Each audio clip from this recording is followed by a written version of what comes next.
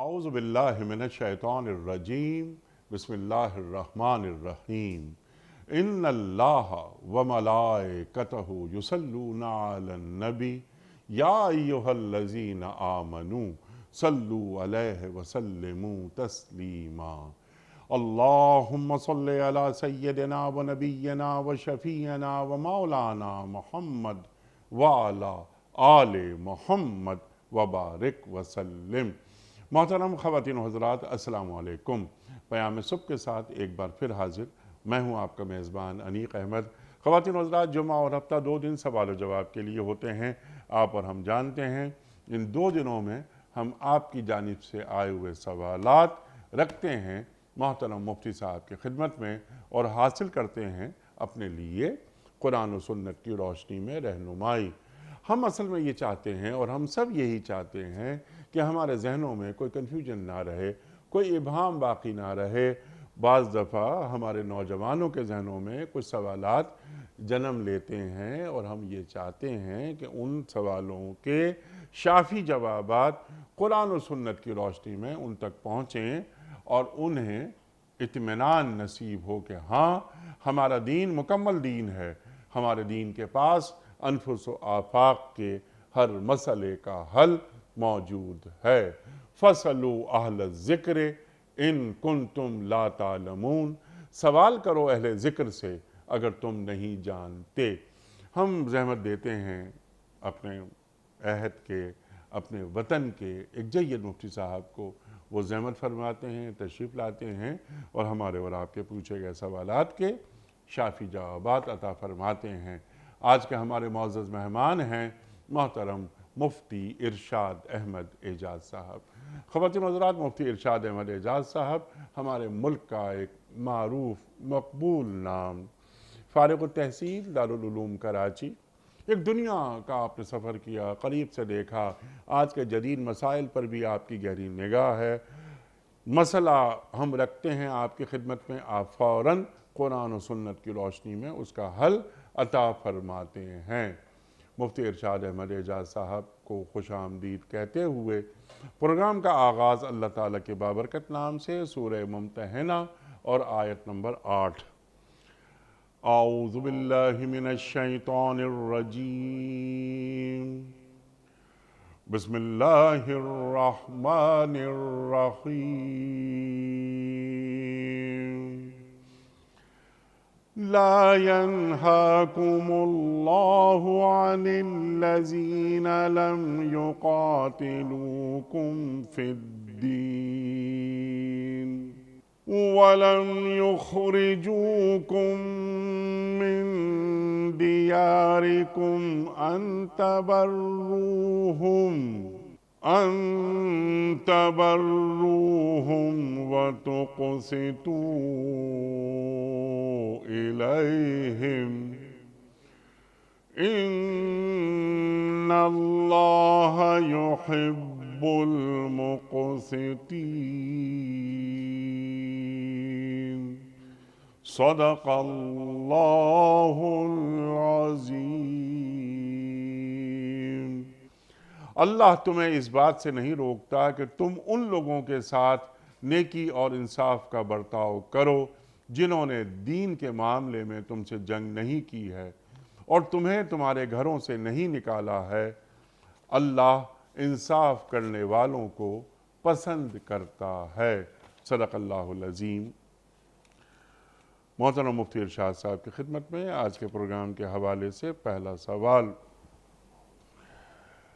احمد جمال صاحب کا ہے لاہور سے۔ اگر ایک شخص کا مال ہو اور کوئی کام نہ کرے اور دوسرے شخص کی محنت ہو لیکن مال نہ ہو تو دونوں شرعی طور پر کتنے فیصد منافع کے حقدار ہوں گے؟ بسم اللہ الرحمن الرحیم، نحمدہ و نصلی علی رسولہ الکریم، اما بعد۔ ایک شخص کا پیسہ ہو اور دوسرے کی محنت ہو، اس کو شریعت میں مضاربہ کہا جاتا ہے۔ پاکستان میں بڑا مشہور قانون بھی بنا ہوا ہے مضاربہ کمپنیز، اور نبی کریم صلی اللہ علیہ وسلم کے عہد مبارک سے یہ طریقہ چلا آ رہا ہے۔ ایک کا پیسہ ہوتا ہے، دوسرے کا عمل ہوتا ہے، جسے ہم کہتے ہیں فقہا کی تعبیر میں۔ اب اس کے اندر جو نفع کی شرح ہے وہ آپس میں جیسے چاہیں طے کر سکتے ہیں، یعنی یہاں تک فقہاء نے لکھا ہے کہ 99% ایک کا نفع ہو، 1% ایک کا نفع ہو، یہ بھی ہو سکتا ہے۔ اچھا، اور البتہ اس کے اندر طریقہ کار ایک معروف رکھنا چاہیے، مارکیٹ کے اندر جو رواج ہو مختلف، میں نے دیکھا ہے کہ بازاروں میں مختلف جگہوں پہ مختلف رواج ہیں، کہیں پر 80 اور 20 کا رواج ہے، کہیں پہ 70 اور 30 کا ہے، کہیں پہ 60 40، کہیں پہ 50-50۔ تو جس طریقے کے پر یہ آپس میں طے کریں اس طریقے پر نفع کی تقسیم کرنا درست ہے، ایک کا پیسہ اور دوسرے کی محنت۔ البتہ ایک صورت اور ہوتی ہے کہ ایک کا پیسہ ہوتا ہے پیسہ دونوں کا ہوتا ہے، عمل ایک کا ہوتا ہے، یعنی کہ دو پارٹنر ہیں جن میں سے ایک نے 1 لاکھ روپے ملائے اور دوسرے نے 10 لاکھ روپے ملائے، کل 11 لاکھ روپے کی پارٹنرشپ ہوئی، لیکن جس نے 10 لاکھ روپے ملائے وہ کام نہیں کرتا، جس نے 1 لاکھ ملائے وہ کام کرتا ہے، یعنی کہ اس کو تجربہ بھی ہے اور انویسٹمنٹ بھی ہے اس کی۔ ایسی صورت میں پھر شرط یہ ہوتی ہے کہ جس شخص نے کام نہیں کرنا تو اس کا جو ریشو بنتا ہے انویسٹمنٹ کا، اس سے زیادہ ریشو سے اس کو نفع نہیں دیا جا سکتا، اور عام طور پہ دیتے بھی نہیں۔ مثال کے طور پہ ایک شخص ہے جس نے انویسٹمنٹ کی ہے کاروبار میں، 3 پارٹنر ہیں، ایک کی انویسٹمنٹ ہے 60%، دوسرے کی 20%، تیسرے کی 20%، لیکن اس میں جس کی انویسٹمنٹ 60% ہے اب اس نے ڈکلیریشن دے کر اپنے آپ کو کام سے الگ رکھا ہے کہ میں کاروبار کے کام میں شریک نہیں ہوں گا۔ ٹھیک، مثلا فرض کریں یہ پارٹنرشپ پاکستان میں، وہ آدمی سعودی عرب میں، اس نے کہا میں کام میں شریک نہیں ہوں گا، میری صرف انویسٹمنٹ ہوگی۔ اب اگر اس کی انویسٹمنٹ 60% ہے کل سرمایہ کا، تو نفع میں سے یہ زیادہ سے زیادہ 60% لے سکتا ہے، چونکہ یہ نان ورکنگ یا سلیپنگ پارٹنر ہے، 60 تک لے یا 60 سے کم لے۔ اور جو لوگ ورکنگ پارٹنر ہیں وہ اپنا 40% یا 40 سے زیادہ لے سکتے ہیں۔ یہ اصول ہے، اور عام حالات میں ایسا ہی ہوتا ہے کہ جو ورکنگ پارٹنر ہوتا ہے وہ اپنے انویسٹمنٹ کی ریشو سے زیادہ لے رہا ہوتا ہے۔ ٹھیک ہے، لیکن دین اس معاملے میں کوئی یہ دوسرے والی میں نے صورت جو بتائی اس کے اندر سخت پابندی ہے، اچھا، جس میں میں نے کہا نا کہ پارٹنرشپ ہو، یہ پارٹنرشپ کا سوال نہیں ہے ان کا، جی ہاں، یہ مداربہ کا سوال ہے، یعنی پارٹنرشپ سے میری مراد ہے مشارکہ۔ جی جی، اگر مشارکت ہے جس کے اندر سارے لوگ شریک ہیں تو جو نان ورکنگ پارٹنر ہے اس کے پر یہ پابندی ہے کہ وہ اپنی انویسٹمنٹ کی ریشو سے زیادہ نفع نہیں مانگ سکتا۔ ٹھیک ہے، لیکن یہ جو صورت انہوں نے پوچھی ہے چونکہ مداربہ کی ہے جی ہاں، تو اس کے اندر نفع کی تقسیم کچھ بھی رکھ سکتے ہیں، اس میں کچھ بھی شرط رکھ سکتے ہیں۔ اچھا، اس ذہن میں ایک بات اور ذرا آپ سیکھ لیں آپ سے ہم، وہ یہ کہ جس طرح یہاں پر دین نے مداربت میں منافع کی تقسیم نہیں رکھی ہے، اب سوال ذہن میں یہ آتا ہے کہ منافع کا مارجن بھی دین نہیں بتاتا، جی۔ اس کی کیا حکمت ہے؟ اس کی حکمت یہ کہ اس کو بازار پر چھوڑا ہے، یعنی کہ اگر دین کی طرف سے یہ حکم آ جاتا ہے کہ آپ کسی کام میں 5% سے زیادہ نفع نہ لیں ہاں، تو بہت سارے کام معطل ہو جاتے ہیں، کیونکہ بہت سارے کام ایسے ہیں کہ جن کے اندر اب جیسے آپ ہول سیل بازار میں جائیں تو وہاں پر آپ کو ½ فیصد 1/4% پر کام ہو رہا ہوتا ہے، ٹھیک ہے، چونکہ ان کی اکانومی آف اسکیل بڑی ہوتی ہے۔ ٹھیک، اور بعض ایسے جسے ہم کہتے ہیں ایگزاٹک یا یونیک کاموں میں جائیں وہاں 200% نفع نہ ہو تو کام ہی نہیں چلتا۔ مثال دیتا ہوں کہ ایک مرتبہ ایک پروپوزل صاحب نے آیا کہ کسی صاحب نے کسی مشین کا ایک خاص پرزہ بنوانا ہے، کہ پرزہ سے بہت خاص طریقے سے ہی بنتا ہے، اس کی ڈھلائی الگ ہوتی ہے، اس کے اندر بہت سارے چیزیں ڈلتی ہیں، لیکن وہ بنا بنایا بازار میں نہیں ملتا، اس کے لیے اسپیشل ان کو بنانا پڑتا ہے، ایکسپرٹ ہائر کرنے پڑتے ہیں۔ جیسے یہ پانی کے جہاز کے اندر جو اس کا جو اس کا پنکھا ہوتا ہے نا، جو جی جی، پروپیلر جو ہوتا ہے اس کا بڑے خاص طریقے سے بنتا ہے۔ اب ان کا کہنا یہ تھا کہ اگر میں اس کے اندر 10% نفع رکھوں تو اس میں مجھے کوئی فائدہ ہی نہیں ہے، کیونکہ سال میں آرڈر میرے پاس آتے ہی 2-3 ہیں، لیکن یہ یونیک کام ہونے کی وجہ سے ساری دنیا میں یونیک کاموں کا پروفٹ زیادہ ہوتا ہے اور عام کاموں کا پروفٹ کم ہوتا ہے، اس کی اسکیل زیادہ ہوتا ہے۔ جیسے کہ اگر آپ آٹے کا کاروبار دیکھیں، گندم کا کاروبار دیکھیں، کپڑا مارکیٹ میں ہول سیل میں چلے جائیں تو وہاں پر نفع کی شرح جو ہوتی ہے وہ کم ہوتی ہے۔ تو دین نے اس چیز کو لوگوں کے تعامل پر چھوڑا ہے۔ اللہ کے نبی صلی اللہ علیہ وسلم نے بہت سارے کام، صلی اللہ علیہ وسلم، آپ یہ دیکھیں کہ بیویوں کے خرچے کے بارے میں قرآن کریم نے کیا حکم دیا، رہن سہن کے بارے میں کیا حکم دیا، عاشروہن بالمعروف۔ ٹھیک، اب اگر اللہ کے نبی صلی اللہ علیہ وسلم طے کر دیتے کہ بیوی کو کم سے کم تم 50 درہم دو، تو اس زمانے میں 50 درہم شاید ریلیونٹ ہوتا اور آج کچھ بھی نہ ہوتا۔ تو ہمارے علماء نے لکھا ہے کہ اللہ کے نبی صلی اللہ علیہ وسلم نے تعامل میں، چاہے وہ معاشرتی ہو، مہر رکھنے کے حوالے سے، خرچہ دینے کے حوالے سے، کاروبار میں نفع کے حوالے سے ٹھیک، لوگوں پر چھوڑا ہے۔ البتہ اس کے اندر 2-3 شرائط بھی رکھی گئی ہیں، وہ جو جسے ہم کہتے ہیں میکرو، اجتماعی لیول کی، کہ کام ایسے نہ ہو کہ جس کے اندر مونوپولی ہوتی ہو، ٹھیک، کام ایسے نہ ہو جس کے اندر چند لوگ آ کر قبضہ کر کے بیٹھ جائیں. اور انسانیت کا استحصال ہو. اس سے اب ہمارے یہاں کیا ہوتا ہے کہ ہمارے یہاں جو اوور آل اکنامک سسٹم بنا ہوا ہے اس کے اندر طاقتور اور تعلق رکھنے والا جی. اس آدمی کے سارے کام ہو جاتے ہیں، اور جس کا تعلق نہ ہو یا طاقتور نہ ہو اس کے جائز کام بھی رکے رہتے ہیں. ٹھیک. تو اس کے نتیجے میں جو استحصالی کیفیت پیدا ہوتی ہے وہ ایک الگ چیز ہے. لیکن اس کے نتیجے میں ہم یہ کہہ دیں کہ زیادہ نفع لینا حرام ہے یا زیادہ نفع لینا منع ہے، یہ نہیں ہے. نفع کی تقسیم معاملے پہ چھوڑ دی گئی. اب یہ حکومتوں کا کام ہوتا ہے. علامہ ابن خلدون اور ان جیسے جتنے بھی حضرات ہیں ان سب نے یہ بات لکھی کہ حکومتوں کا کام ہوتا ہے کہ ایک جسے ہم کہتے ہیں کمپٹیٹیو انوائرمنٹ، منافست والی، ایک دوسرے سے سبقت لے جانے والی ایک ماحول پیدا کریں جس کے نتیجے میں کاروبار کے اندر ایک خود بخود اعتدال آتا ہے. 10 ایک کام کو کرنے والے 10 ہوتے ہیں تو وہ ایک دوسرے سے مسابقت کے چکر میں ایک دوسرے سے سبقت لے جانے کی وجہ سے، جسے ہم کہتے ہیں کمپٹیشن کی وجہ سے، وہ اپنی قیمتیں بہت غیر معمولی نہیں رکھتے. لیکن جب آپ صرف 2 لوگوں کو اجازت دیں گے کہ تم کاروبار کرو یا ایک آدمی کو اجازت دیں گے تو سارے کا سارا انحصار اس پہ آ جاتا ہے. تو اس وجہ سے ہمارے یہاں جتنے بھی ماہرین معیشت ہیں وہ سب اس بات کو کہتے ہیں کہ ایک اچھا معاشی نظام جو بنانے کے لیے ضروری ہے کہ حکومتی سطح پہ میکرو لیول پر آپ کے پاس جو انتظامات ہیں وہ اعلیٰ ہوں. اور اللہ تعالیٰ نے یہ مسلمانوں پر بڑا کرم کیا. علماء نے اس بات کو لکھا ہے وضاحت سے کہ دین نے جتنی تفصیل عبادات میں دی ہے اتنی تفصیل معاملات میں نہیں دی. معاملات میں اصول بتائیں، عبادات میں تفصیل زیادہ بتائیے. حتیٰ کہ آپ اس وراثت کے معاملات دیکھیں تو اس میں تقریباً ساری صورتیں دین نے بتا دی، یوں کرو ایسا ہو ویسا ہو. لیکن اس کے مقابلے میں معاملات کے اندر چند بنیادی اصول بتا دی کہ سود مت کھانا، جوا نہیں کرنا، ظلم نہیں کرنا، حرام نہیں کھانا، اور چند طریقے کی خرید و فروخت ہے وہ منع کر دی. 10-15 اصول بتا دیے.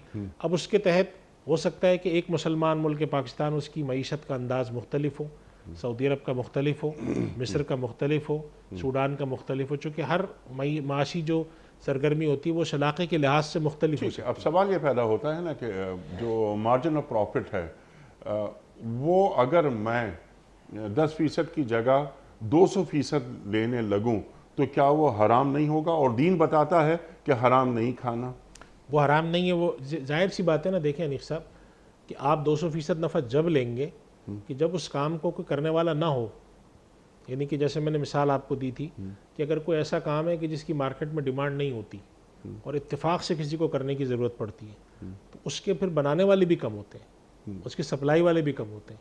ہمارے ایک بڑا مشہور اکنامکس کا جو لا آف ایکویلیبریم ہے وہ یہ کہتا ہے کہ جس چیز کے اندر نفع زیادہ ہوتا ہے اس کی سپلائی کرنے والے خود بخود میدان میں آنا شروع ہوتے ہیں. نتیجے میں اس کا نفع خود بخود گر کے ایک اعتدال پہ آ جاتا ہے. تو اگر ہم ایک صرف جسے ہم کہتے ہیں ہائپوتھیکیشن، ایک تصور ذہن میں لے آئیں کہ کوئی کاروبار ایسا ہے جس میں 200% یا 500% نفع ہے، کبھی بھی کوئی کاروبار ایسا طویل المدت نہیں ہوتا سوائے ان کاروباروں کے یا ان چیزوں کے کہ جو بہت غیر معمولی ہوتی ہیں.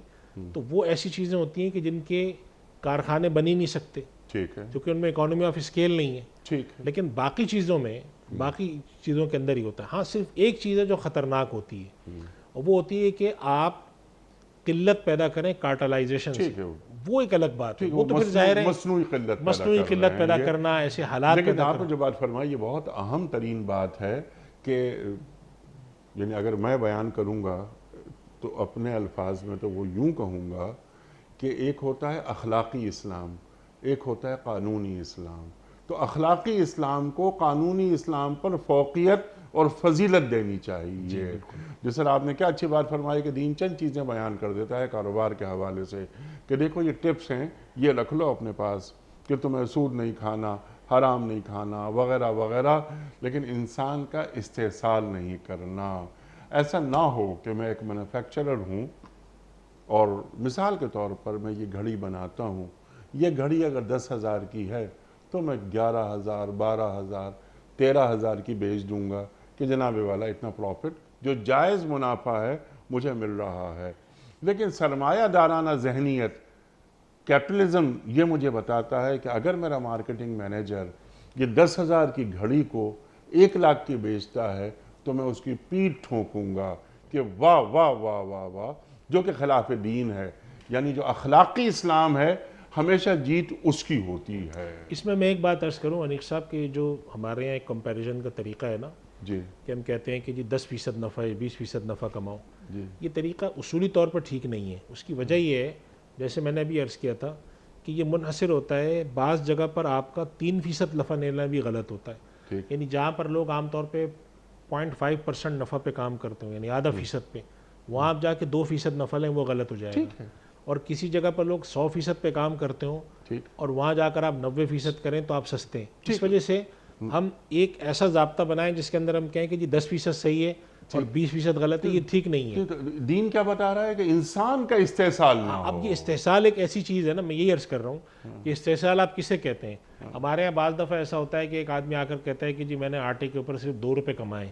میں نے کہا 2 روپے تو کچھ نہیں ہے، لیکن جو دوسرا تاجر آیا اس نے کہا جی آٹے پر تو ہم 8 آنے کماتے ہیں، اس آدمی نے ہمارے مقابلے میں 3 گنا زیادہ نفع کمایا. اب یہ زیادہ غلط ہے، لیکن میں جب ویسے کیلکولیٹ کرتا ہوں کہ میں کہتا ہوں کہ جی یہ تو کچھ بھی نہیں ہے. اس وجہ سے اصل چیز یہ ہے کہ جو اصول اور ضابطے کے تحت آپ ایک نظام معاشی بناتے ہیں، اس کے تحت نفع کی جو شرح ہے اور اس کے تحت جو چیزیں وہ ہونی چاہیے صحیح. جہاں پر آپ کارٹلائزیشن کرتے ہیں، وہاں مونوپولی وہاں پہ قائم کرتے ہیں، ایسے حالات پیدا کرتے ہیں کہ ہر آدمی نہ آ سکے. جیسے ایسے واقعات ہمارے یہاں پاکستان میں ایسے واقعات سمجھ میں آتے ہیں کہ دودھ کے کاروبار میں یا کسی سپلائی کے کاروبار میں سیاسی لوگ گھس گئے، اور اس کا نتیجہ نکلا کہ جو لوگ کاروباری تھے ان کو باہر نکال دیا انہوں نے تاکہ ہم اس پر قبضہ کر کے کریں. تو یہ سب چیزیں غلط ہیں.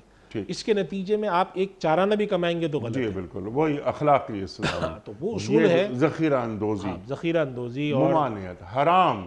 اور اگر انسان کا استحصال ہو رہا ہے کہ یار بس ٹھیک ہے اب اس وقت چیزوں کو روک لو، مصنوعی قلت پیدا کرو، اور ایک وقت ایسا آئے گا لوگ مجبور ہوں گے خریدنے کے لیے، ہم کما لیں گے. اور لوگ بلینز بنا لیتے ہیں، وہ بنا نہیں لیتے بلکہ اپنے پیٹ میں حرام ڈالتے ہیں.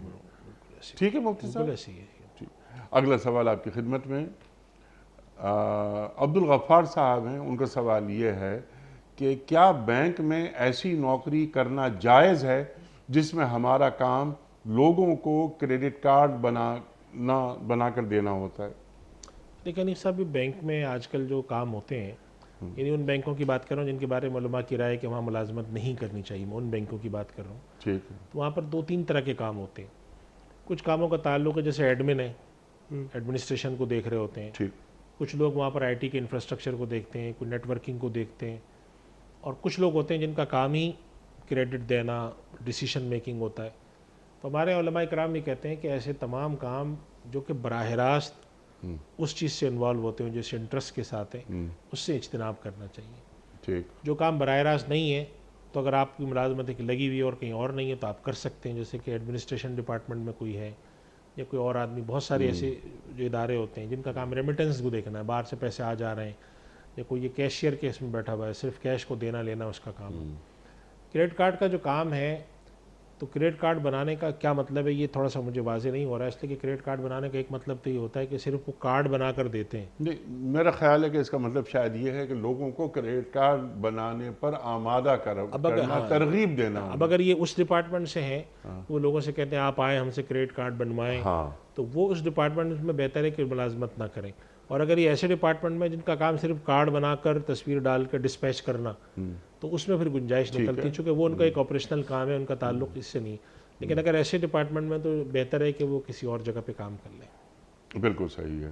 موسمیات والوں کی خبروں پر یقین کرنا کیسا ہے؟ بارش وغیرہ کی جو خبر پہلے سے دی جاتی ہے کیا اس پر اعتماد کرنا درست ہے؟ یہ بالکل ٹھیک ہے، اس میں تو کوئی حرج نہیں ہے. یہ ساری چیزیں ایک انسان اپنے تجربے کی روشنی میں بتاتا ہے، اس میں غلط اور صحیح دونوں ہو سکتے ہیں. بلکہ ہمارے دین کی طرف سے اس طرح کی معلومات لینے کی ایک طرح سے ترغیب ہے. اللہ کے نبی صلی اللہ علیہ وسلم جب جہاد پہ جاتے تھے تو صحابہ کرام کی ایک خفیہ جماعت کو بھیجتے تھے کہ جا کے ذرا معلومات لے کر آؤ، کتنے لوگ ہیں، کیا کھاتے ہیں، کیا پیتے ہیں. تو ایک روایت میں آتا ہے کہ وہ ایک صحابی گئے تو انہوں نے دیکھا رستے میں اونٹ کی مینگنیاں پڑی ہیں. تو انہوں نے اس کو توڑ کے دیکھا تو اس کے اندر کچھ کھجور کی گٹھلیاں وغیرہ نکلی.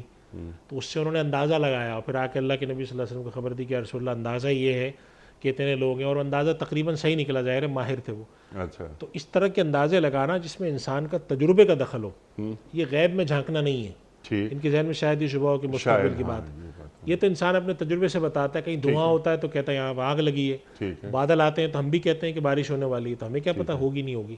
تو یہ جو ہمارے جتنے بھی ڈپارٹمنٹ ہوتے ہیں جو موسم کی خبریں دیتے ہیں بتاتے ہیں، یہ تو ضرورت ہے اور بہت ساری چیزیں رصد گاہیں وغیرہ تو خود مسلمانوں کی ایجاد ہیں، جی جی جس کے ذریعے وہ ستاروں کی چیزوں پہ جانتے ہیں یا موسم کے حالات کو سمجھتے ہیں.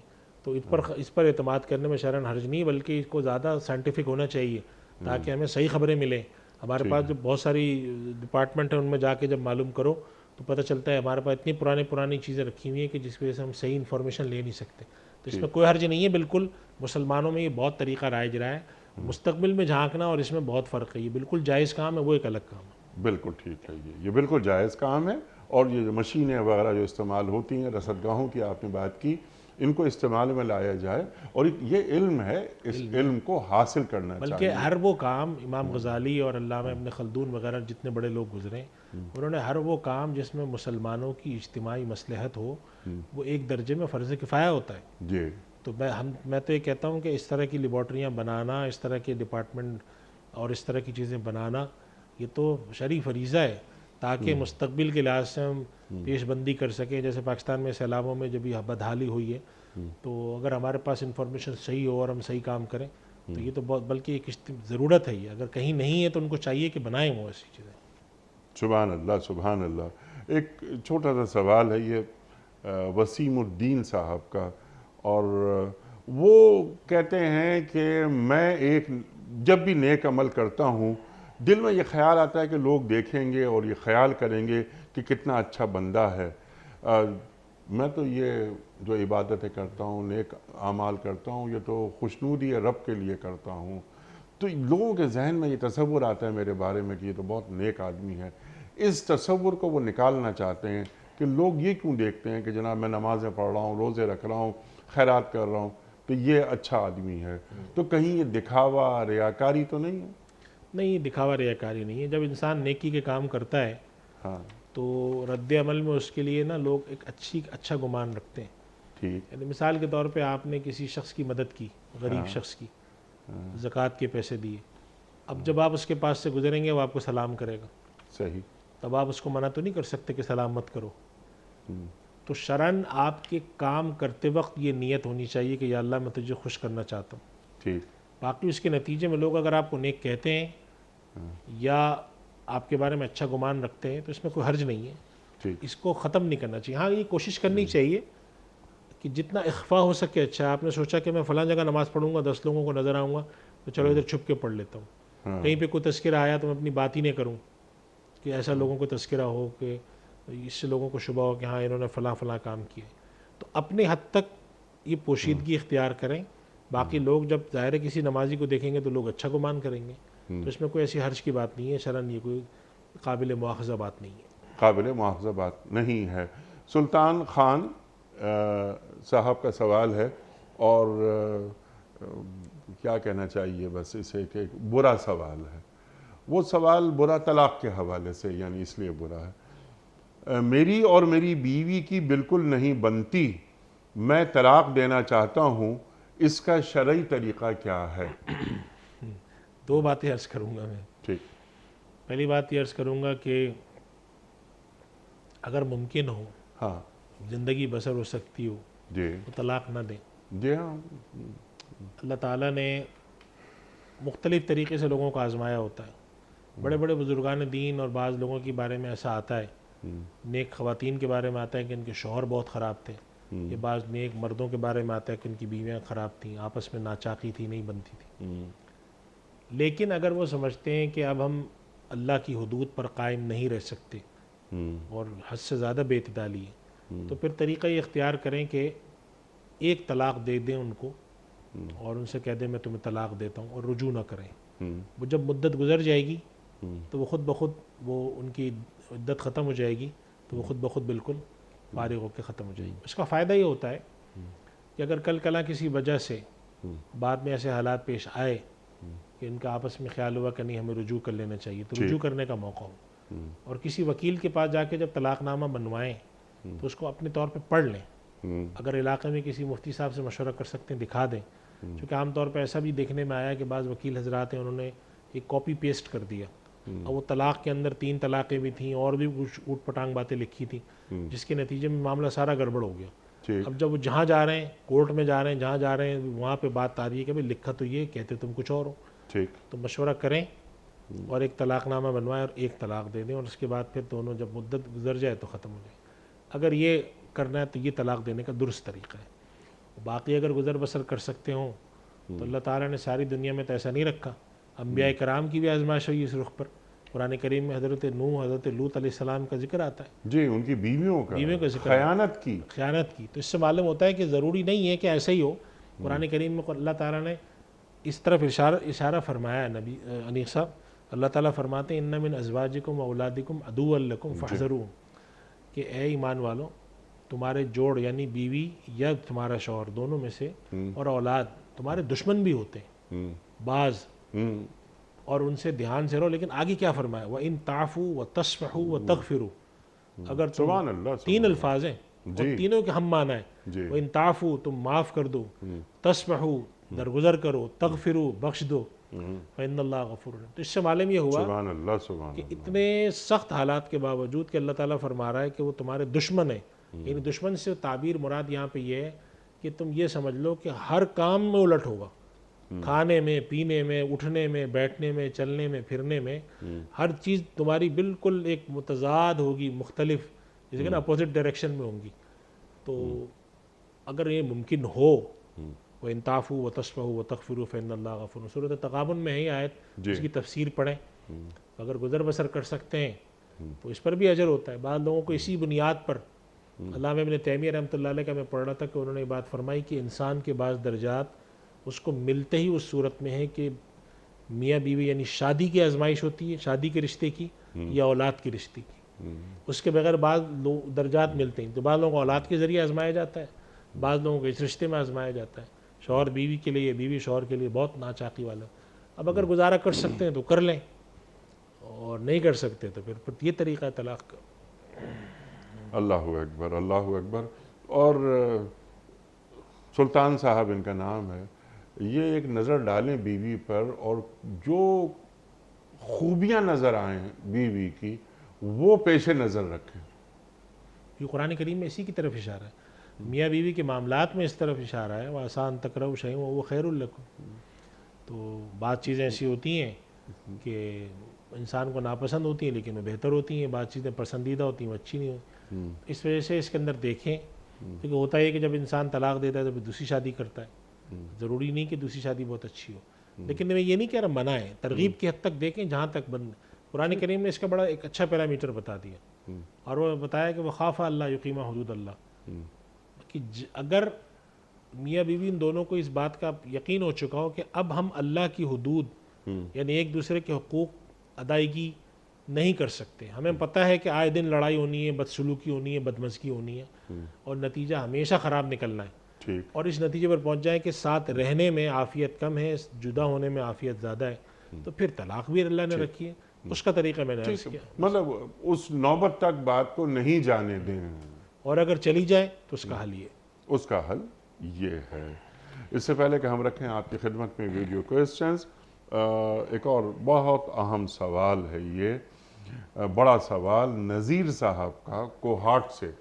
سوال ان کا یہ ہے کہ قرآن کریم میں تمسخر، تنابز بالالقاب، ظن سوء، غیبت، ہمزہ، لمزہ کے کلمات آتے ہیں، ان کے شرعی احکام بیان فرما دیجئے۔ انیق صاحب، یہ اللہ تعالیٰ نے جو باہمی معاشرت کے حوالے سے جو ہدایت دی ہیں، جی ہاں، تو اس کے اندر یہ انسان کے اندر جو خرابیاں پائی جاتی ہیں اس کی طرف اشارہ ہے، ٹھیک، اور یہ فرمایا کہ ایک دوسرے کو لقب سے مت پکارو۔ لقب سے پکارنے سے مراد یہ ہے کہ ہمارے یہاں لوگ القاب رکھ دیتے ہیں، کسی کا نام رکھ دیا اوئے گنجے، کسی کا نام کچھ اور رکھ دیا، جی، کسی کا کچھ اور رکھ دیا، ہماری سیاست میں بہت ہونے لگا ہے۔ اللہ تعالیٰ فرماتے ہیں القاب سے مت پکارو، جی، خصوصاً برے القاب۔ جی، جی، دوسرا، توہ مت لو، ولا تجسسو، یہ کیا کر رہا ہے، وہ کیا کر رہا ہے، آپ کو اس سے کیا لینا دینا۔ اور اس کے پیچھے اصل انسانی فلسفہ اللہ نے یہ رکھا کہ کون انسان ہے جو معصوم اور عن الخطا ہو، کون ہے جس میں خرابیاں نہ ہو، ٹھیک، تو تمہیں کیا ضرورت پڑی ٹو لینے کی۔ ایک دوسرے کی غیبت مت کرو، یعنی غیبت سے مراد ہے کہ کسی کی برائیاں بیان کرنا، یہ میں فلاں آدمی سے ملا تھا، یہ ایسا ہے ویسا ہے، مت بیان کرو۔ کیا تم خود گناہوں سے پاک ہو؟ اس میں یہ خرابی تو تم میں کچھ اور خرابی ہے، یہ مت کرو۔ بدگمانی مت کرو۔ بدگمانی کیا ہے؟ بدگمانی یہ ہے کہ میں کسی ایسے آدمی سے ملتا ہوں جو میرا جاننے والا ہے، وہ ایسے ہی گزر جاتا ہے، تو میں نے کہا اس آدمی نے مجھے اس لیے نہیں سلام کیا کہ اس کی دل میں یہ کبر ہے۔ آپ کے پاس کوئی فون کرتا ہے، فون نہیں اٹھاتے، میسج آتا ہے کہ آپ بہت بڑے آدمی، میرا فون ہی نہیں اٹھایا۔ آپ نے کہا اللہ کے بندے تمہیں کیا پتہ میں کہاں تھا اس وقت؟ مسجد میں تھا، ہسپتال میں تھا، میرا موبائل فون گھر پہ رہ گیا۔ تو کوئی ایسا عمل جس کے نتیجے میں بدگمانی پیدا ہو سکتی ہو، جی اس کے نتیجے میں بدگمانی کرنا یہ منع ہے۔ خوشگمانی کریں، تعویل کریں، ہو سکتا ہے کہ میرا فون نہ سنا، ہو سکتا ہے مجھے دیکھا نہ ہو، اللہ کو یہ چیز پسند ہے۔ تو فرمایا کہ ان بعض الظن اسم، بعض گمان تو اللہ کے یہاں گناہ لکھ دیے جاتے ہیں۔ اللہ اکبر۔ آپ نے بلا وجہ میں کسی کے بارے میں یہ گمان کر کے بیٹھے ہیں کہ وہ آدمی میرا فون اس لیے نہیں سنتا، یا میرا یہ ہے، میرا وہ ہے۔ بدگمانیاں چھوڑو۔ ہمارے عام طور پہ ہوتا ہے خاندانی رشتوں میں اتنی بدگمانیاں ہوتی ہیں، آپ بیٹھیں چھوٹی چھوٹی باتوں پر کہ فلاں نے مجھے سلام نہیں کیا، فلاں نے مجھے یوں دیکھا، کپڑے پر کہ فلاں آدمی یا فلاں عورت یہ کپڑے اس لیے پہن کر آئی، مجھے جلانا مقصد تھا۔ وہ آپ کو کیا پتہ اس نے اس لیے پہنے؟ تو چھوٹی چھوٹی باتوں پہ بدگمانی کرنا، غیبت کرنا، ٹوہ لینا، اور لقب سے پکارنا، اور جسے کہتے ہیں کہ عیب جوئی کرنا، ایک دوسرے کی برائیاں کرنا، پیٹ پیچھے کرنا، یہ ساری انسانی، اللہ تعالیٰ نے انسان کو جو ایک اعلیٰ اخلاقی پیکر دیا ہے نا، جس میں وہ چاہتا ہے کہ انسان یہاں پر ہو، یہ اس سے نیچے کی باتیں ہیں، جسے ہم کہتے ہیں انسانی شخصیت کے لیے گھٹیا پنے کی باتیں ہیں۔ اللہ تعالیٰ کے لیے بہت ہی نیچے کی باتیں ہیں، اوپر آؤ اس سے۔ اس لیے فرمایا کہ اے ایمان والوں، اس سے بچو، غیبت نہ کرو۔ کیا تم کسی اپنے مردہ بھائی کا گوشت کھاؤ گے؟ اللہ اکبر۔ ولا تجسسوا، ٹو مت لو، بدگمانی مت کرو، تو ایک دوسرے کے خلاف عیب جوئیاں نہیں کرو۔ جی ہاں۔ کسی کے کان، جسے ہم کہتے ہیں کہ اس کے کان کھانا، اس کے پیچھے جا کے باتیں کرنا بلا وجہ میں، ہاں اگر کہیں ضرورت پیش آ گئی ہے، کہیں عدالت میں گواہی دینی ہے تو ایک الگ بات ہے، ٹھیک۔ اور عیوب پر نظر نہیں رکھو۔ سب سے پہلے اپنے آپ کو دیکھو۔ اور دوسری بات ایک اور ہے کہ اللہ تعالیٰ نے کچھ لوگوں کے عیوب ظاہر کر دیے ہوتے ہیں، کچھ کے عیوب پوشیدہ ہوتے ہیں۔ جی ہاں۔ ہو سکتا ہے کہ جس شخص کے عیوب تمہارے پاس آ رہے ہیں ظاہری طور پر، تمہارے اپنے عیوب اس سے زیادہ ہوں۔ کیا پتہ وہ اللہ سے تنہائی میں کیا کہتا ہو، ہمیں تو نہیں پتہ کسی کی تنہائی کا۔ اس وجہ سے یہ حکم دیا گیا۔ اس وجہ سے ہمارے یہاں ہمارے جو مصلحین اور داعی اور مبلغ حضرات جتنے بھی گزرے ہیں بڑے مشائخ، وہ یہ فرماتے تھے کہ جب کسی کو گناہگار کو دیکھو تو اس کے گناہ سے نفرت کرو، کوشش کرو اس کی ذات سے نفرت نہ کرو۔ کہ بات ٹھیک ہے، اس آدمی کا یہ عمل غلط ہے تو مسلمان ہے، تو انسان، غلطی کسی سے بھی ہو سکتی ہے، اللہ کی طرف سے آزمائش میں کوئی بھی آ سکتا ہے۔ تو اعلیٰ اخلاقی اقدار والا جو انسان ہوتا ہے، تو وہ اللہ کے نبی صلی اللہ علیہ وسلم اللہ تعالیٰ دیکھنا چاہتے ہیں۔ چنانچہ آپ دیکھیں کہ نبی کریم صلی اللہ علیہ وسلم کے زمانے میں جب کسی وجہ سے صحابہ اکرام میں کسی کے آپس میں اس طرح کی بات ہو گئی تو آپ صلی اللہ علیہ وسلم ناراض ہوئے۔ حضرت ابو ذر رضی اللہ تعالیٰ عنہ جیسی شخصیت، جن کے بارے میں اللہ کے نبی صلی اللہ علیہ وسلم فرماتے ہیں کہ آسمان اور زمین نے، آسمان نے سایہ نہیں کیا اور زمین نے بوجھ نہیں اٹھایا ایسے شخص کا جو شخص ابو ذر سے زیادہ سچا ہو، یعنی صدیقین میں ہے وہ اللہ کے ہاں۔ اللہ اکبر۔ لیکن کسی بات پر وہ ناراض ہو گیا، حضرت بلال حبشی رضی اللہ تعالیٰ عنہ سے سخت کلام کر دیا، مزاج کے سخت تھے حضرت ابو ذر رضی اللہ۔ نبی کریم صلی اللہ علیہ وسلم نے ان کو بلا کر ڈانٹا اور فرمایا کہ تمہارے اندر مجھے جاہلیت کی خوبو نظر آتی ہے، تم نے یہ کیسے کہہ دیا؟ ان کو کہہ دیا تھا کہ تم کالی کلوٹی عورت کے بیٹے ہو۔ آپ اتنی بڑی شخصیت، آپ دیکھیں حضرت ابو ذر جیسی شخصیت، لیکن اللہ کے نبی صلی اللہ علیہ وسلم کو یہ بات نہیں پسند آئی۔ وجہ کیوں نہیں پسند آئی؟ کہ کہاں حضرت ابو ذر کا مقام صدیقین میں، اور کہاں ان سے ایک ایسی بات سرزد ہو گئی۔ ٹھیک۔ تو اس وجہ سے اللہ کے نبی صلی اللہ علیہ وسلم عام طور پہ ایسی چیزیں، صلی اللہ علیہ وسلم۔ انصار میں ایک دفعہ آپس میں کوئی جھگڑا ہوا تو نبی کریم صلی اللہ علیہ وسلم کو خبر آیا، آپ نے باہر آ کر کہا یہ کیا کر رہے ہو؟ انہوں نے کہا اے انصاریوں تم آ جاؤ، اے مہاجرین تم آ جاؤ۔ اور یہ کیا کر رہے ہو؟ آپ نے شاہ کیا جملہ فرمایا؟ دعوها فإنها منتنہ، یہ بدبودار باتیں چھوڑو۔ تو اللہ کے نبی صلی اللہ علیہ وسلم ان عصبیتوں، اس انسانی خرابیوں سے اوپر، اور یہ نبی کا فرض منصبی ہے، یہ جو قرآن کریم میں فرمایا یزکین، وہ فرض منصبی نبی کا یہ کہ انسان کے اندر قوت غضبیہ، قوت شہوانی، حسد، بغض، کینہ، عداوت، ان سے پاک کر کے وہ ذات کو اوپر اٹھاتا ہے۔ جب وہ اوپر اٹھ جاتا ہے تو پھر وہ قرآن کریم کی وہ بات آتی ہے انی جاعل فی الارض خلیفہ۔ ایک انسان نیک ہو، بد کردار ہو، تو وہ خلافت والے اس منصب پہ نہیں آ پا رہا، ٹھیک تو اللہ سبحانہ و تعالیٰ یہ چاہتے ہیں اپنے نبی صلی اللہ علیہ وسلم کے ذریعے. اسی وجہ سے نبی کریم صلی اللہ علیہ وسلم کی کیا صفت ہے؟ معلم اخلاق. نبی کے بارے میں کیا فرمایا؟ انک لعلی خلق عظیم. آپ صلی اللہ علیہ وسلم کیا فرماتے ہیں؟ انما بعثت لاتمم مکارم الاخلاق. مکارم اخلاق یہ نہیں ہے کہ میں کسی سے ہنس کے بات کروں، یہ تو اس کا ایک شعبہ ہے.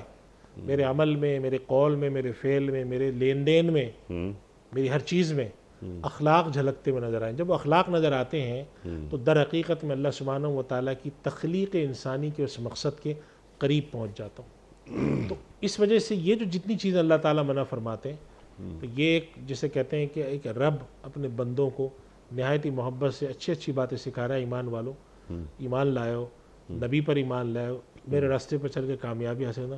یہ پلید باتیں، چھوٹی گھٹیا پنے کی چیزیں تو چھوڑو، اوپر آؤ ذرا. جی، یہ تمہارے شایع نہیں ہے، شایان شان تمہارا مقام بلند ہے. ہے. اچھا، قرآن کریم یہ بھی فرماتا ہے مردوں سے الگ مخاطبت ہو رہی ہے، عورتوں سے الگ مخاطبت ہو رہی ہے کہ تم ان کا مذاق اڑا رہے ہو یا اڑا رہی ہو. تو ہو سکتا ہے کہ جن کا تم مذاق اڑا رہے ہو وہ تم سے زیادہ اچھے ہوں، اور اے بیویو تم جن کا مذاق اڑا رہی ہو سکتا ہے کہ وہ تم سے زیادہ بہتر ہوں. اللہ اکبر. تو کسی کا مذاق نہیں اڑانا ہے. مذاق اڑانے سے انیق صاحب ہمارے یہاں مراد ہے کہ جیسے ہم نے کہہ دیا کہ یہ فلاں قوم والے لوگ نا جی جی یہ ایسے ہی ہوتے ہیں، جی یہ فلاں لوگ ایسے ہی ہوتے ہیں. تو اللہ تعالیٰ نے فرمایا ایسا نہیں کرو. جی تمہیں نہیں معلوم کہ کس کی کیا چیز اللہ کو پسند ہو. جی ہاں. اچھا، اس کے اندر انیق صاحب ایک بہت اہم انسانی نفسیاتی تربیت ہے. جب انسان کسی کا مذاق اڑاتا ہے تو لاشعوری طور پہ اس کو کمتر اور اپنے کو برتر سمجھتا ہے. جی ہاں. تو اسی نقطے کو اللہ تعالیٰ نے ختم کیا. تم یہ سمجھتے ہو نا ہم اچھے ہیں، کیا پتہ وہ اچھے ہوں؟ جی ہاں. کیا تم انسانی نفسیات کو اتنا جانتے ہو؟ جی تم اپنے آپ کو تو جان نہیں سکتے ہو، اپنی ذات کو، تو تم انسانوں کو کیا جانو گے؟ ٹھیک. تو مت کرو ایسے کام. ہو سکتا ہے کہ تمہیں کسی کی چیز بری لگتی ہو، تم کہو کہ ہاں ہمیں یہ چیز پسند آتی ہے، لیکن کیا پتہ اللہ کو کیا چیز پسند ہو. یا دینی اعتبار سے کیا دنیاوی اعتبار سے بھی کچھ لوگ تم سے اچھے ہیں. تو یہ بلا وجہ کی جو برتری ہوتی ہے نا، جی ہاں، اپنے آپ کو سمجھنا کہ جی ہم برتر قوم ہیں، ہم یہ ہیں، وہ ہیں، یہ نہیں ہونی چاہیے. اپنے اندر انکسار کو پیدا مثال پر کرنا چاہیے، جھک کے رہنا چاہیے. اور اِنَّ أَكْرَمَكُمْ عِندَ اللہِ أَتْقَاكُمْ. مکرم وہی، بڑا وہی جو تقوی میں برتر ہے. قرآن کریم ارشاد فرما دیتا ہے. تو یہ کہ قبائل میں کہ یہ قبیلہ چھوٹا ہے، ہمارا قبیلہ بڑا ہے، ہمارا خاندان بڑا ہے، یہ سامنے والا چھوٹا ہے. اور کیا اچھی بات آپ نے فرمائی کہ جب انسان کسی قبیلے کی، کسی خاندان کی برائی کرتا ہے تو آٹومیٹکلی اس کے اندر یہ بات آ جاتی ہے کہ میں بڑا ہوں، یہ چھوٹے لوگ ہیں، اور یہ تکبرانہ وصف پیدا ہو جاتا ہے. اللہ اکبر، اللہ اکبر. مفتی صاحب کچھ ویڈیو کوئسچنز آپ کی خدمت میں. پہلا سوال مفتی صاحب کے لیے. السلام علیکم.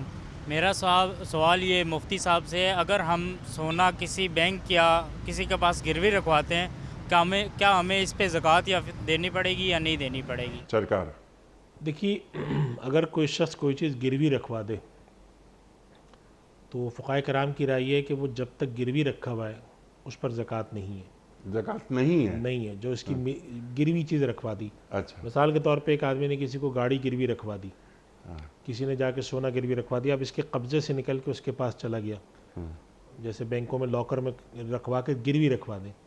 اور ایک یہ کہ گروی آپ اس طرح سے رکھواتے ہیں کہ آن پیپر گروی ہوتا ہے وہ، جیسے ہم کہتے ہیں کہ آپ اس کو جا کر رکھواتے ہیں لیکن پوزیشن آپ کا ہوتا ہے. اچھا. اس صورت میں پھر آپ زکوٰۃ دیں. لیکن اگر آپ نے گروی رکھوایا اور پوزیشن بھی آپ کے پاس نہیں ہے، آپ کا اختیار بھی نہیں ہے، آپ نکال بھی نہیں سکتے اپنی مرضی سے جب تک کہ آپ وہ قرضہ نہ ادا کریں، پھر اس صورت میں اس پر زکوٰۃ نہیں ہے.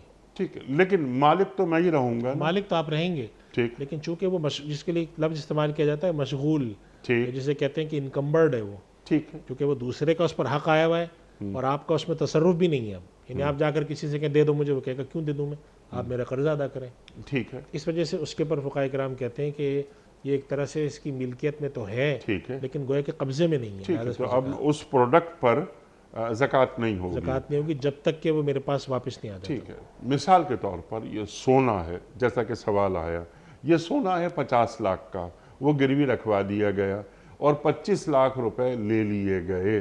جب 25 لاکھ دوں گا میں تو وہ سونا مجھے ملے گا، تو میں زکوٰۃ کس رقم پہ دوں گا یا بالکل نہیں دوں گا؟ نہیں بالکل نہیں دیں گے آپ، چونکہ وہ آپ کے تصرف سے باہر چلا گیا.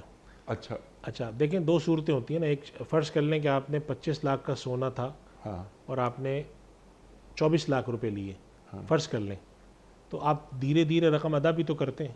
ہاں تو ایک وقت خود بخود ایسا آتا ہے کہ آپ کا سونے کی مقدار زیادہ ہوتی ہے، یعنی آپ کا رہن شدہ چیزیں زیادہ ہوتی ہیں اور آپ کا قرضہ کم ہو جاتا ہے.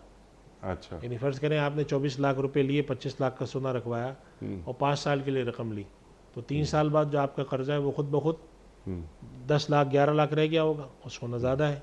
تو اس سے فرق نہیں پڑتا جب تک کہ وہ آپ کے قبضے سے باہر ہے اور آپ اس کو استعمال نہیں کر سکتے، آپ نے کسی اور کے پاس رکھوایا ہوا ہے تو وہ رہن ہے، اور رہن کے اوپر زکوٰۃ نہیں ہوتی فقہ حنفی کی روح سے، لہٰذا یہ زکوٰۃ نہیں دیں گے.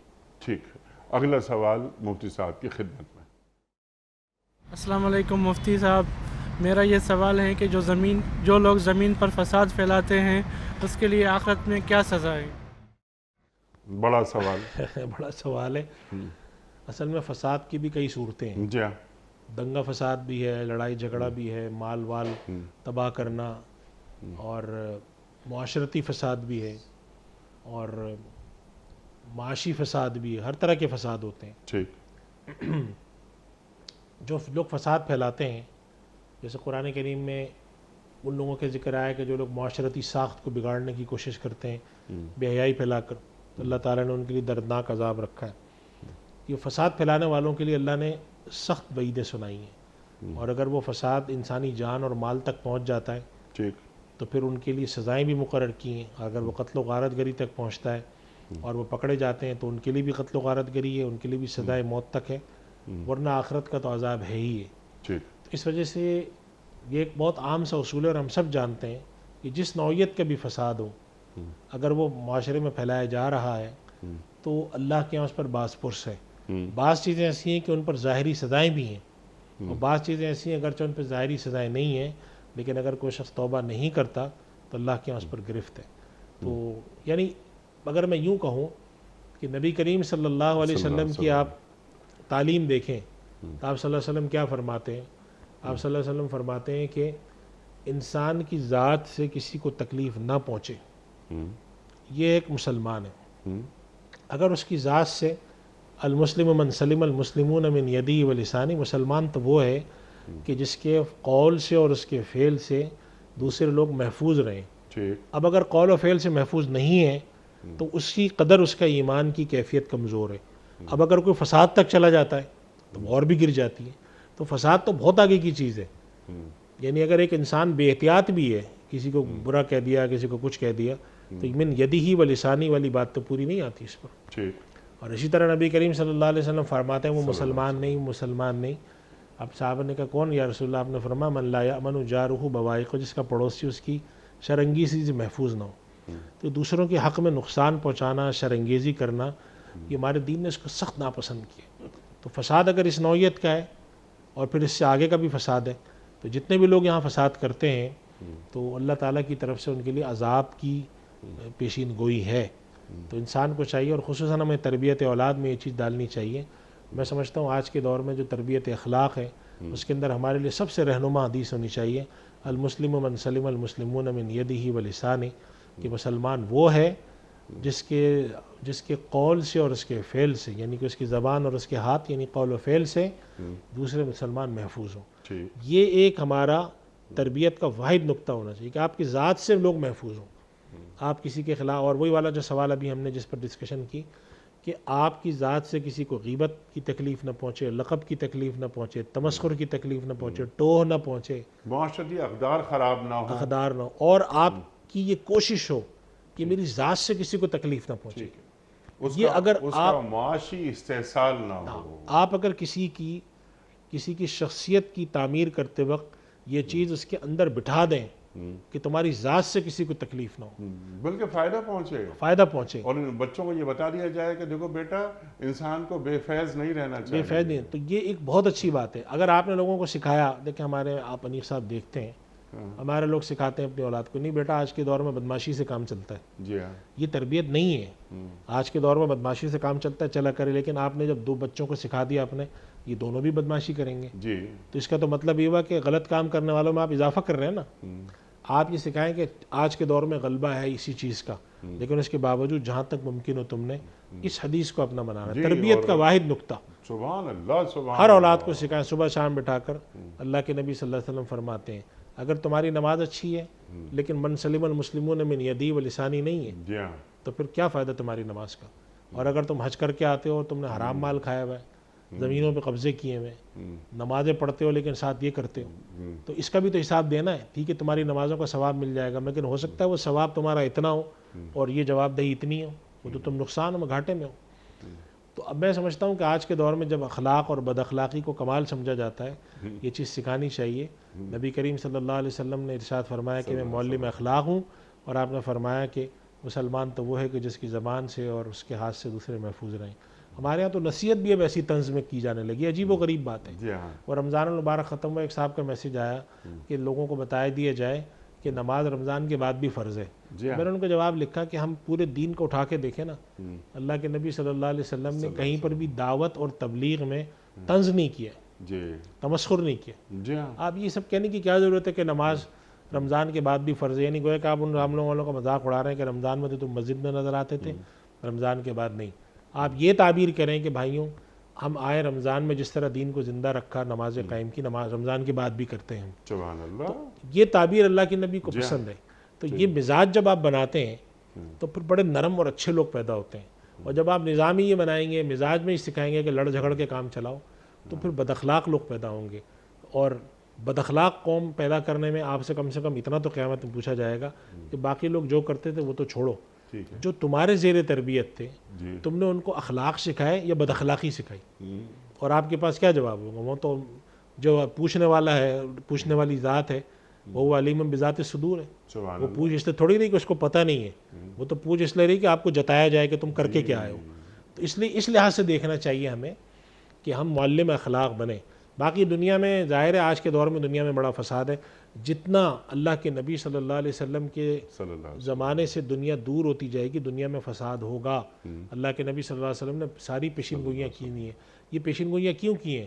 علماء لکھتے ہیں پیشین گوئیاں اس لیے کی ہیں کہ کہیں لوگ یہ نہ سمجھ بیٹھیں کہ آپ صلی اللہ علیہ وسلم نے جو احوال بتائے تھے تو آپ کو تو شاید نہیں پتہ تھا کہ دنیا کیسی ہونے والی ہے۔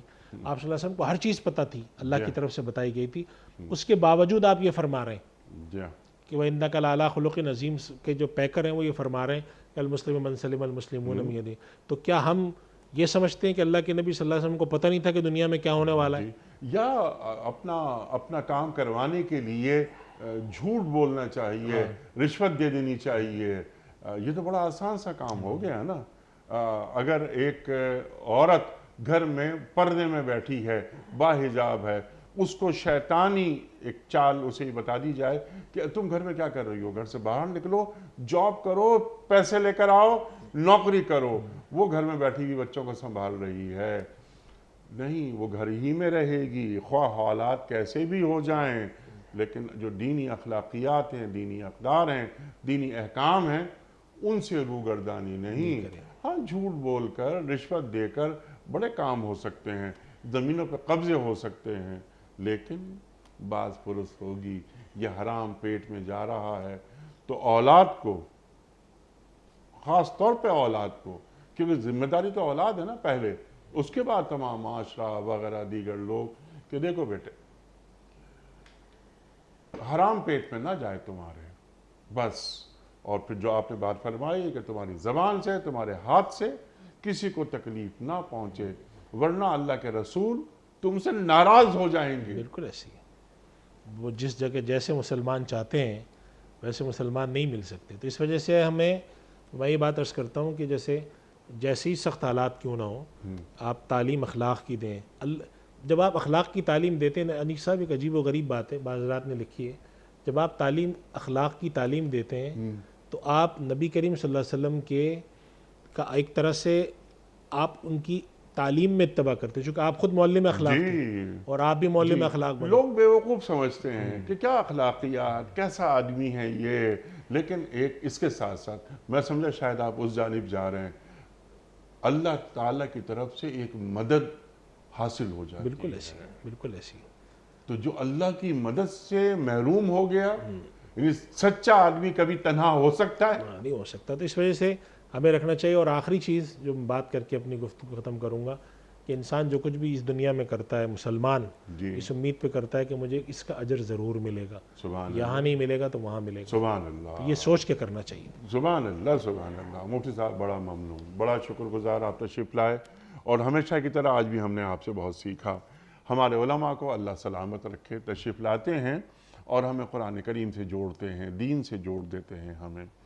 قیام صبح کا اختتام ہوتا ہے روزانہ ایک قول پر، اور وہ قول ہوتا ہے صاحب نہج البلاغہ امیر المومنین حضرت علی مرتضیٰ کرم اللہ وجہہ کا۔ آپ فرماتے ہیں صبر نہایت اچھی خصلت اور علم نہایت عمدہ زیور ہے۔